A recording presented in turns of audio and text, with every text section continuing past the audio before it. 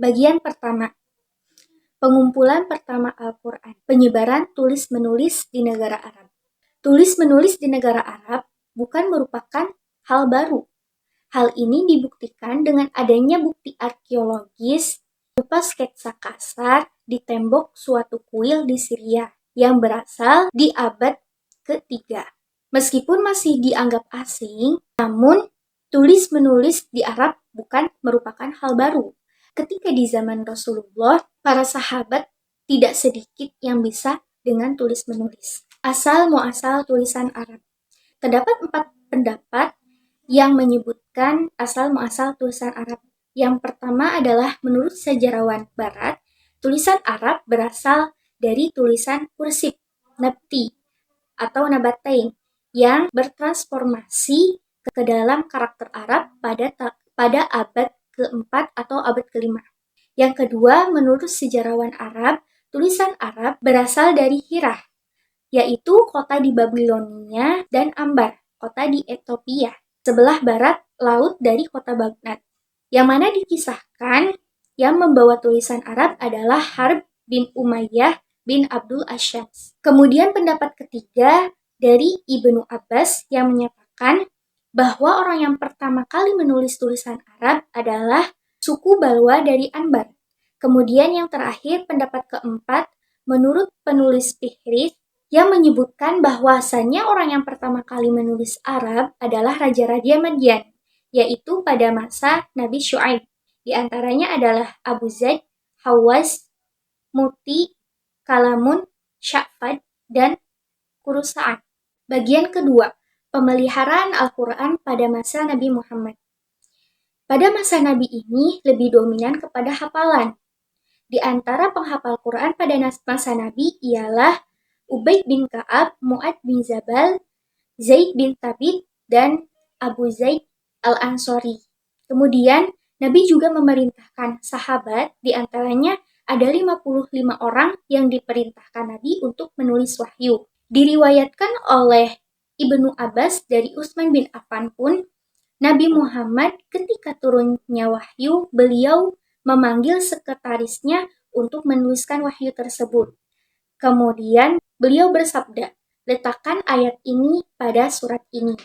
Dengan demikian, penempatan ayat dalam sebuah surat merupakan hal yang tauqifi, hal yang diperintahkan oleh Nabi secara langsung.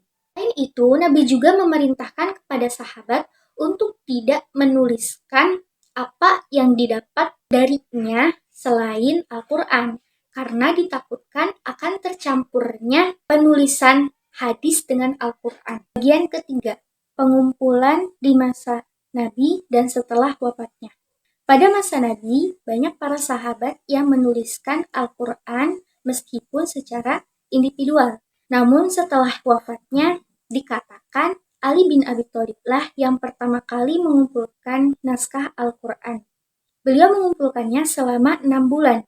Meskipun menurut Al-Yaqubi, aransemen mazhab Ali tidak sama dengan aransemen mazhab Utsmani. Terdapat beberapa perbedaan vokalisasi dan perbedaan pemberian titik-titik pada mazhabnya. Selain Ali bin Abi Thalib, Salim bin Ma'qil pun dikatakan mengumpulkan naskah Al-Quran. Beliau menulis mazhab Salim ibnu Ma'qil. Beliau merupakan salah satu sahabat yang mengajarkan Al-Quran. Meskipun riwayat pengumpulan mazhab ini dianggap lemah. Riwayat-riwayat tentang pengumpulan Al-Quran sebelum masa Abu Bakar dikatakan sebagai pengumpulan ke dalam dada. Namun, setelah adanya perang Yamamah, Umar bin Khattab mengusulkan kepada Abu Bakar untuk mengumpulkan Al-Quran ke dalam suatu mazhab. Kemudian usulan ini diterima oleh Abu Bakar. Abu Bakar memerintahkan Zaid bin Thabit untuk mengumpulkan Al-Quran dan menjadikannya dalam satu mazhab. Ada 2 pendapat tentang pengumpulan Al-Quran. Yang pertama, versi mayoritas mengatakan bahwa pengumpulan Al-Quran dituntaskan pada masa Khalifah Abu Bakar. Pendapat kedua, pendapat minoritas menyatakan bahwasannya penetapan pengumpulan Al-Quran itu dimulai pada masa Khalifah Umar bin Khattab. Jika diambil dari pendapat mayoritas, Setelah Abu Bakar wafat, mazhab kemudian dipelihara oleh Umar bin Khattab. Setelah Umar bin Khattab wafat, kemudian beliau memberikannya kepada Hafsah, yang merupakan putri dari Umar. Kemudian pada masa Utsman dilakukan kodifikasi pada naskah Hafsah. Mazhab Hafsah ini memiliki karakter personal, bukan diperuntukkan untuk masyarakat umum.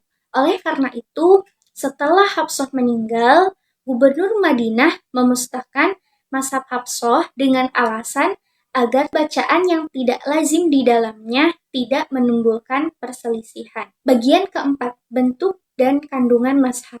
Pada masa pra-Utsmani, sahabat Nabi menuliskan ayat Al-Quran di tulang belikat, tulang rusuk unta, dan ada juga sahabat yang menuliskannya di kulit binatang. Terdapat dua kategori mushaf. Yang pertama, mushaf primer, yaitu mushaf independen yang dikumpulkan secara individual oleh sahabat Nabi. Yang kedua, mushaf sekunder yang merupakan generasi selanjutnya. Mushaf ini sangat bergantung atau didasarkan pada mushaf primer, serta mencerminkan tradisi bacaan kota-kota besar Islam.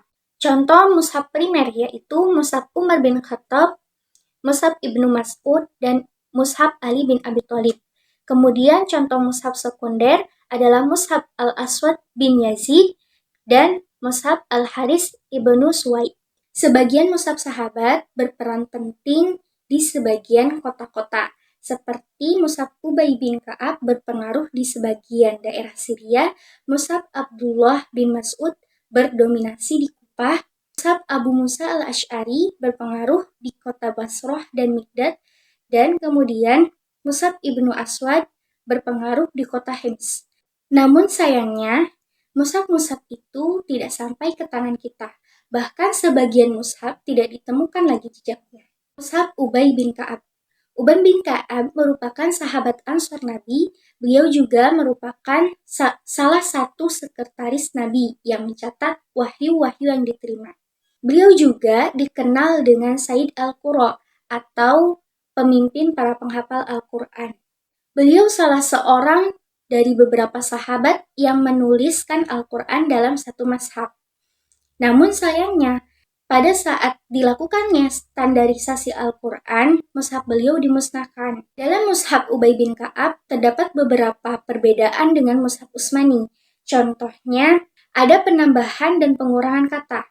Dalam surat ketiga ayat 144, setelah ungkapan illa rasulun ditambahkan dengan ungkapan sallallahu alaihi wasallam. Mushaf Ibnu Mas'ud. Ibnu Mas'ud merupakan seorang tokoh Al-Quran. Beliau mempelajari 70 surat dari Nabi secara langsung. Beliau juga merupakan tokoh awal yang membacakan Al-Quran secara lantang di Mekah. Ibnu Mas'ud mulai mengumpulkan mazhabnya pada masa Nabi Muhammad dan kemudian setelah masa Nabi Muhammad. Mazhabnya sangat berpengaruh di kota Kufah. Salah satu karakteristiknya yaitu hanya terdapat 110 surat. Susunan suratnya pun berbeda dengan mazhab Utsmani. Tata urut mazhab Ibnu Mas'ud yaitu dari surat panjang kemudian ke surat pendek. Terdapat juga penambahan dan pengurangan dalam beberapa kata. Contohnya yaitu dalam surat ke-11 ayat 49, setelah ungkapan min qabli hada, kemudian ditambahkan dengan Al-Quran. Min qabli hadal Quran. Abu Musa al-Asy'ari. Beliau merupakan sahabat Nabi yang berasal dari Yaman.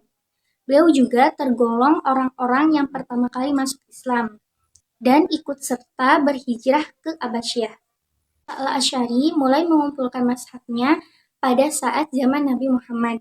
Ketika menjabat gubernur di Basrah, mazhab beliau dirujuk dengan nama Lubab al-Qulub. Sayangnya tidak ditemukan riwayat tentang susunan mazhab Abu Musa al-Asy'ari. Mazhab Abu Musa al-Asy'ari pun mulai memudar pengaruhnya pada saat kodifikasi mazhab Utsmani. Beberapa perbedaan antara mazhab Abu Musa al-Asy'ari dan mazhab Utsmani. Contohnya yaitu dalam penyebutan kalimat. Dalam surat kelima ayat 105 diungkapkan la yaqiluna. Pada mushaf Abu Musa dibaca dengan la yafqahun. Mushaf Ibnu Abbas. Ibnu Abbas merupakan keponakan Nabi. Beliau belajar kepada Nabi dari mulai masih muda. Sehingga pada saat itulah beliau mengumpulkan mazhabnya. Dan karena sebab itu, mazhab beliau tidak terlalu berpengaruh kepada masyarakat. Dapat beberapa perbedaan kalimat atau kata dalam mushaf Ibnu Abbas dan mushaf Utsmani. Contohnya yaitu pada surat keempat ayat 31, kata kabairo dalam mushaf Ibnu Abbas dibaca kabir. Namun, perbedaan ini tidak mempengaruhi makna secara substansial. Otentitas mushaf-mushaf pra-Utsmani. Terdapat dua kategori bacaan Al-Quran berdasarkan isnadnya. Yang pertama, bacaan Al-Quran yang sesuai dengan bahasa Arab serta tidak menyalahi teks Utsmani. Yang termasuk kategori ini adalah bacaan yang mutawatir dan masyhur. Contohnya yaitu qiraah sab'ah dan qiraah asyarah. Bacaan ini juga diperkenankan dalam sholat dan di luar sholat. Kedua adalah bacaan yang menyalahi kaidah bahasa Arab dan tradisi mazhab Utsmani. Yang termasuk dalam bacaan ini adalah qiraat, syadz, dan maudhu. Bacaan ini tidak diperkenalkan dalam sholat.